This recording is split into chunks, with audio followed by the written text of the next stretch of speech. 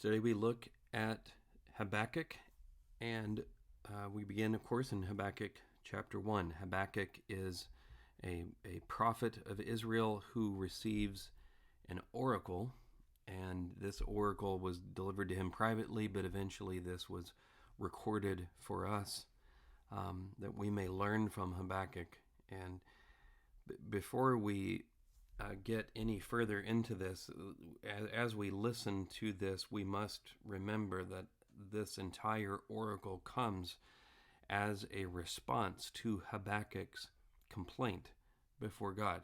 We must keep that in mind, that this entire oracle is prompted by Habakkuk asking God, what is going on? O Lord, how long shall I cry for help and you will not hear, or cry to you violence? There is violence in the land, and you will not save. Habakkuk is a pure man, and God has made him to see iniquity.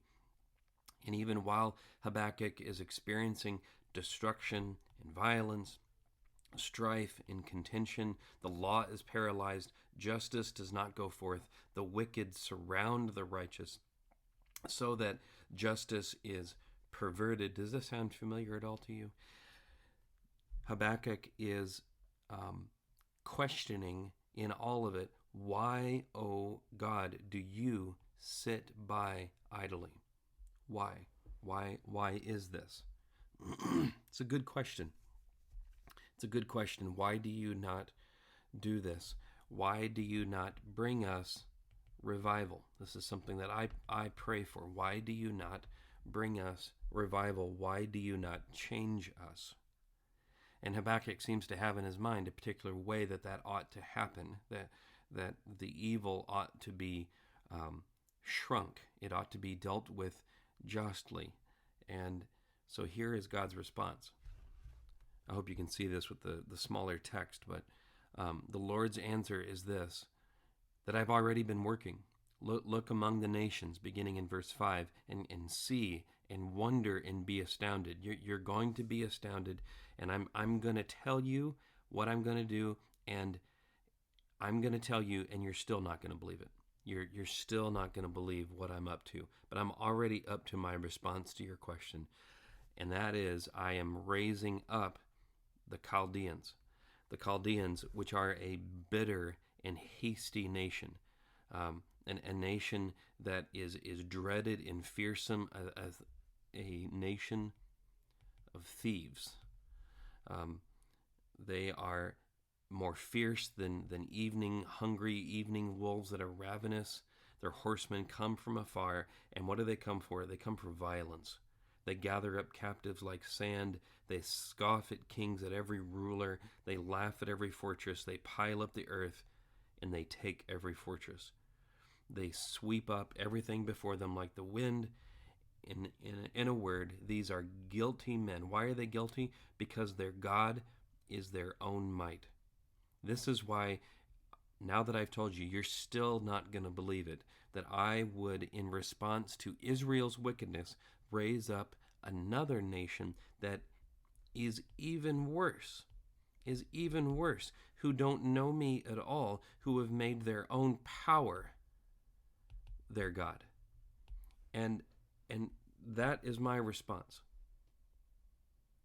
And Habakkuk, beginning in verse 12, it's right, he still cannot believe it. Are you not from everlasting, O Lord my God, my Holy One? You are holy. Surely we shall not die. So your promises, they last forever. So Habakkuk is now starting to respectfully and straightforwardly piece together what God has told him. Habakkuk has a complaint here, but it is a respectful one. He is trying to track with God. So on the one hand, we shall not die because you are always true to your promises. So that's true. And what I've heard you say, oh God, is that you have ordained these murderous thieves as a judgment. You, the rock who does not change, you have established them for reproof. So I am tracking with you. I'm tracking. So these are two truths that are that are true at the same time. So again, another question. You who are of pure eyes, I have pure eyes, and I hate it that I have looked upon evil in my generation. But you are the holy, holy, holy one. You are the inventor of purity. You are purity. You cannot look to see evil. You cannot look at wrong.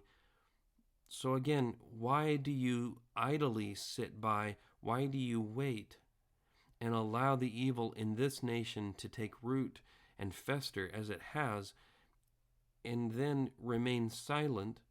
Why do you remain silent when the wicked swallows up the man more righteous than he? In other words, why would you take a nation worse than ours and allow them in your reproof? Why would you make that your reproof? Why would you make that your judgment?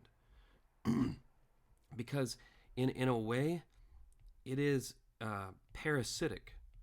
It is parasitic because you, O God, you make mankind like the fish of the sea, like the crawling things that have no ruler. But this wicked nation, he brings them all up with a hook, and he drags them up out of his net, and he gathers them in his dragnet, and so that he rejoices and is glad. And then here's the kicker, O God. The end result will be that that nation will sacrifice to his net. He will actually worship, again, his power and the fruit of his power. In other words, your glory will be besmirched. So how does this work? Why would you allow them to live in even more luxury and make his food even more rich by his mercilessly killing nations forever? So Habakkuk is taking God at his word. He is listening, but he still has questions as he tries to piece it all together. And so, famous words, I will take my stand at my watchpost, Habakkuk chapter 2, verse 1, and station myself on the tower and wait.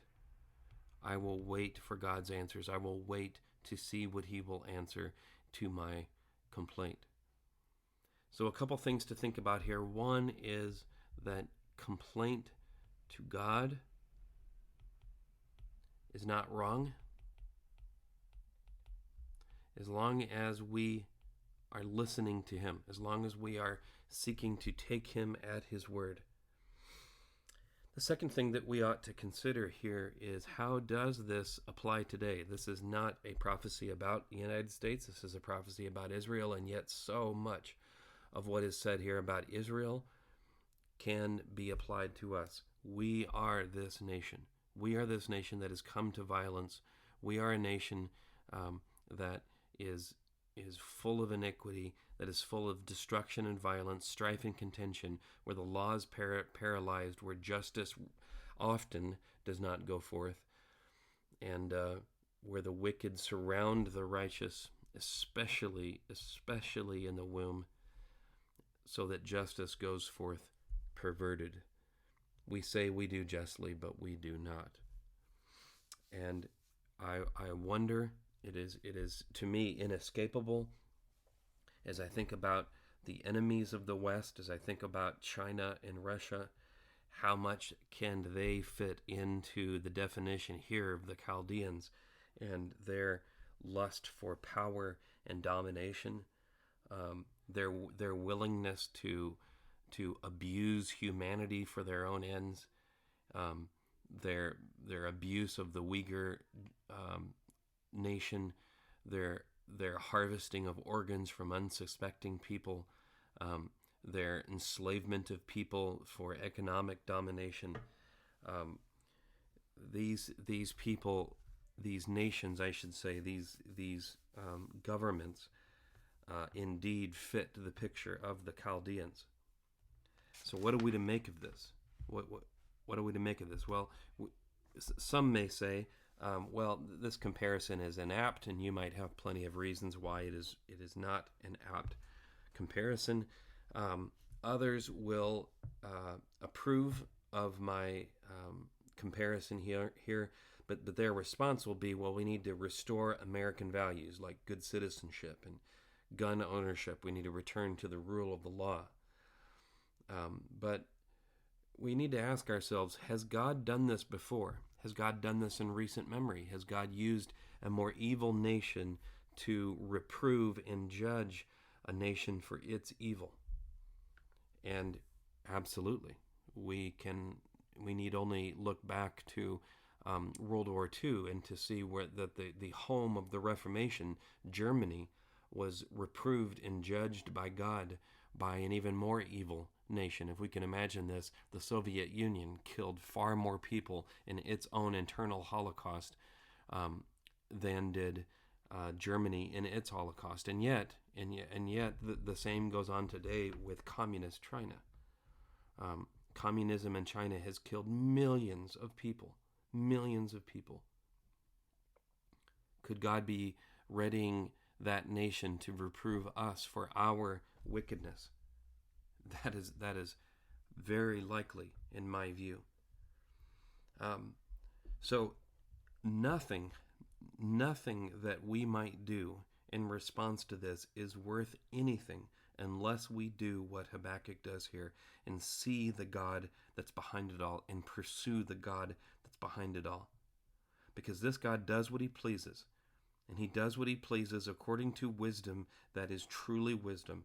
Our country is truly nothing in his eyes, less than nothing. No country is too big to fail. So, what are we to make of Habakkuk's example to us?